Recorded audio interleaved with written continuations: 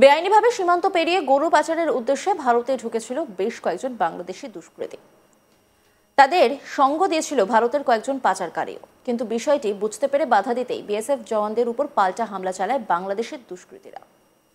হামলায় একজন বিএসএফ জওয়ান জখম হয়েছেন বলে জানা গিয়েছে। 2025-এর 8ই মার্চ শিলিগুড়ি সেক্টরের অধীন পশ্চিমবঙ্গের দার্জিলিং খালপাড় সীমান্ত এলাকায় দায়িত্বরত বিএসএফ দলের উপর হামলা চালায় 15 থেকে 20 জন বাংলাদেশি দুষ্কৃতী। উদ্দেশ্য ছিল ভারতীয় দিক থেকে চোরা কারবারিদের সহায়তায় গবাদি পশু ও নেশার সামগ্রী চোরা চালান।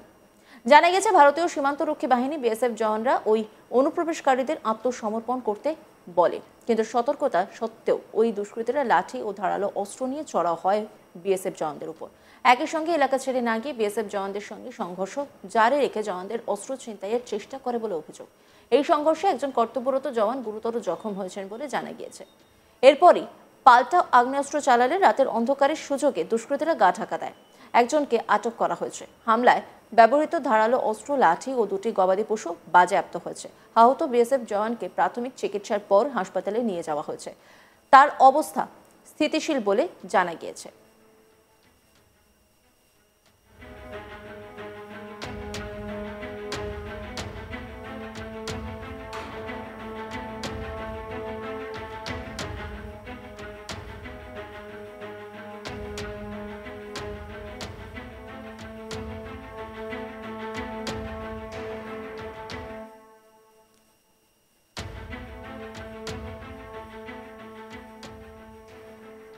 গোটা বিষয় নিয়ে একটি রিপোর্ট তুলে ধরেছেন আমার কলিগ রাজেন প্রধান। দেখাবো আপনাদের।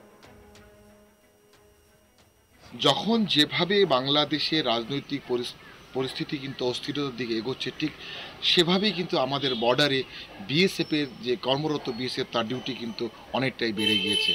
অতন্দ্র প্রহরী বিএসএফ তারা বর্ডারটাকে সুরক্ষিত রাখার জন্য এবং যাতে ভারতবর্ষের মাটিতে বাংলাদেশিদের প্রবেশ না হয়, তো যারা অবৈধভাবে যারা বর্ডার ক্রস করে ভারতবর্ষে আসতে চাইছে তাদেরকে রক্ষার জন্য দিন রাত তারা মেহনত করে যাচ্ছে। কিন্তু পাশাপাশি বাংলাদেশের পক্ষ থেকে যে সমস্ত গরু পাচারকারী যারা সমস্ত দুষ্কৃতীরা রয়েছেন, তারা কিন্তু ক্রমশ কিন্তু বাংলাদেশ বর্ডার পার করে তারা চেষ্টা করছেন যে ভারতবর্ষের মাটির থেকে গরু নিয়ে তারা তাদের দেশে নিয়ে যাওয়া, এবং তার জন্য তারা কিন্তু ক্রমাগত বিএসএফের উপর আক্রমণ হানছেন এবং কৌশলগতভাবে তারা বিএসএফ জওয়ানদের উপর পাথর ছোড়া এবং তাদের উপর বোমা নিক্ষেপ করা, এই ধরনের প্রয়াসে তারা লিপ্ত রয়েছে। কিন্তু বিএসএফও যথেষ্ট সংবেদনশীল এবং তারা চেষ্টা করেছে তাদেরকে বিভিন্ন প্রয়াসে রোখা, তাদেরকে ভয় দেখানো এবং ভয় দেখিয়ে তাদেরকে আবার তাদের দেশে ফিরিয়ে নিয়ে যাওয়া। কিন্তু যে সমস্ত দুষ্কৃতীরা রয়েছে তারা ক্রমাগত এই বর্ডার অঞ্চলে এই ধরনের কার্যকলাপে তারা লিপ্ত রয়েছে। কিন্তু গতকাল যেটা রয়েছে সেটা হলো যে রাজগঞ্জ ব্লকের কুকুরগ্রাম গ্রাম পঞ্চায়েতের খালপাড়া এলাকাতে ঠিক এই ঘটনার পুনরাবৃত্তি হয়েছে। সেখানে 10 থেকে 12 জন যারা দুষ্কৃতীরা রয়েছেন তারা কিন্তু বারবার বর্ডারে ঢোকার চেষ্টা করে এবং বিএসএফের পক্ষ থেকে তাদেরকে ওয়ার্নিং দেওয়া হয়। কিন্তু বারবার ওয়ার্নিং দেওয়া সত্ত্বেও কিন্তু তারা ক্রমাগতভাবে বিএসএফের দিকে এগিয়ে আসে, তাদেরকে পাথর ছোড়া হয়, তাদের উপরে হ্যান্ড গ্রেনেড বা হাত বোমা তাদের নিক্ষেপ করা হয়।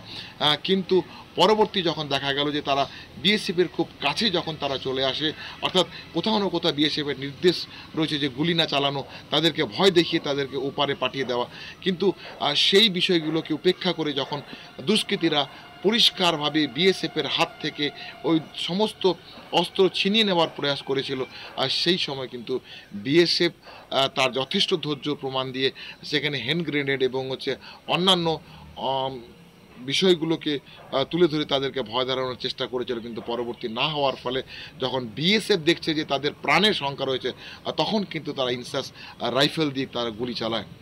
যখনই গুলি চালানো হয় তখন একজন দুষ্কৃতী কিন্তু ওখানেই আহত হয়ে যাওয়ার পর পরবর্তীতে ওখানে নিহত অবস্থায় পাওয়া যায় এবং বাকিরা কিন্তু বর্ডারের ওপারে চলে যায়। পরবর্তীতে সেই নিহত সেই লাশটাকে জলপাইগুড়িতে আনা হয় এবং মেডিকেল করা হয়েছে। পরবর্তী সম্পূর্ণ কাজ হয়ে যাওয়ার পর সেই দেহকে বাংলাদেশের বর্ডার গার্ডের হাতে তুলে দেওয়া হবে। কিন্তু রাজনৈতিক অস্থিরতা বাংলাদেশ এবং সেখানে কোথাও না কোথাও একটা সামাজিক অস্থিরতা এবং একটা আর্থিক অভাবের ফলে কিন্তু এই দুষ্কৃতীরা বারবার চাইছে যে ভারতের মাটি থেকে এই গরু পাচার যে রয়েছেন সেটাকে আরও বেশি মাত্রায় তাদেরকে কাজে লিপ্ত হওয়া এবং এই ধরনের অবৈধভাবে ভারতবর্ষের মাটিতে ঢুকে গিয়ে এই ধরনের অবৈধ কাজ করার ক্ষেত্রে কিন্তু দুষ্কৃতীরা আরও এগিয়ে আসছে। কিন্তু আমাদের দেশের অত্যন্ত প্রহরী বিএসএফ তারা কিন্তু তাদের কর্মস্থলে কিন্তু একেবারেই তথস্থ এবং কোনো মতেই যেন অবৈধভাবে বাংলাদেশিরা আমাদের ভারতবর্ষের মাটিতে প্রবেশ করতে না পারে তার যথাযোগ্য জবাব দিয়ে তারা ডিউটি করছে। সম্প্রতি কোচবিহারের দিনহাটা 1 নম্বর ব্লকের গেতালদহ নারায়ণগঞ্জ সীমান্তে বাংলাদেশের চোরা কারবারিদের সঙ্গে সংঘর্ষে জড়ায় বিএসএফ। সূত্র মারফত জানা গেছে, গেতালদহের নারায়ণগঞ্জ সীমান্তে ভারতীয় সীমানায় বিএসএফের 3 নম্বর ব্যাটালিয়নের কর্তব্যরত জওয়ানরা পাহারা দিচ্ছিলেন।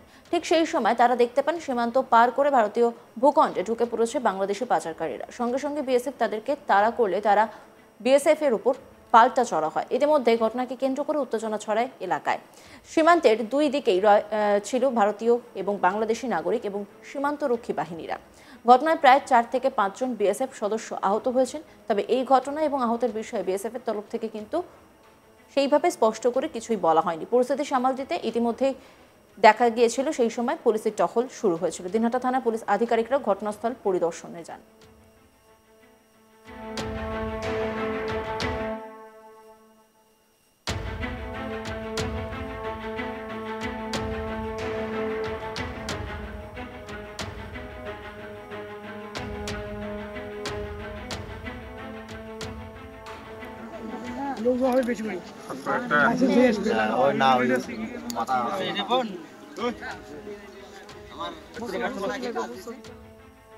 বেআইনিভাবে সীমান্ত পেরিয়ে গরু পাচারের উদ্দেশ্যে ভারতে ঢুকছিল বেশ কয়েকজন বাংলাদেশি দুষ্কৃতী। তাদের সঙ্গ দিয়েছিল ভারতের কয়েকজন পাচারকারীও। কিন্তু বিষয়টি বুঝতে পেরে বাধা দিতেই বিএসএফ জওয়ানদের উপর পাল্টা হামলা চালায় বাংলাদেশের দুষ্কৃতীরা। হামলায় একজন বিএসএফ জওয়ান জখম হয়েছেন বলে জানা গিয়েছে। 2025-এর 8ই মার্চ শিলিগুড়ি সেক্টরের অধীনে পশ্চিমবঙ্গের দার্জিলিং খালপাড় সীমান্ত এলাকায় দায়িত্বরত বিএসএফ দলের উপর হামলা চালায় 15 থেকে 20 জন বাংলাদেশি দুষ্কৃতী। উদ্দেশ্য ছিল ভারতীয় দিক থেকে চোরা কারবারিদের সহায়তায় গবাদি পশু ও নেশার সামগ্রী চোরাচালান করা। জানা গিয়েছে, ভারতীয় সীমান্তরক্ষী বাহিনী বিএসএফ জওয়ানরা ওই অনুপ্রবেশকারীদের আত্মসমর্পণ করতে বলে, কিন্তু সতর্কতা সত্ত্বেও ওই দুষ্কৃতীরা লাঠি ও ধারালো অস্ত্র নিয়ে চড়াও হয় বিএসএফ জওয়ানদের উপর। একই সঙ্গে এলাকা ছেড়ে না গিয়ে বিএসএফ জওয়ানদের সঙ্গে সংঘর্ষ জারি রেখে জওয়ানদের অস্ত্র ছিনতাইয়ের চেষ্টা করে বলে অভিযোগ। এই সংঘর্ষে একজন কর্তব্যরত জওয়ান গুরুতর জখম হয়েছেন বলে জানা গিয়েছে। এরপরই পাল্টা আগ্নেয়াস্ত্র চালালে রাতের অন্ধকারের সুযোগে দুষ্কৃতীরা গা ঢাকা দেয়। একজনকে আটক করা হয়েছে। হামলায় ব্যবহৃত ধারালো অস্ত্র, লাঠি ও 2টি গবাদি পশু বাজেয়াপ্ত হয়েছে। আহত বিএসএফ জওয়ানকে প্রাথমিক চিকিৎসার পর হাসপাতালে নিয়ে যাওয়া হয়েছে।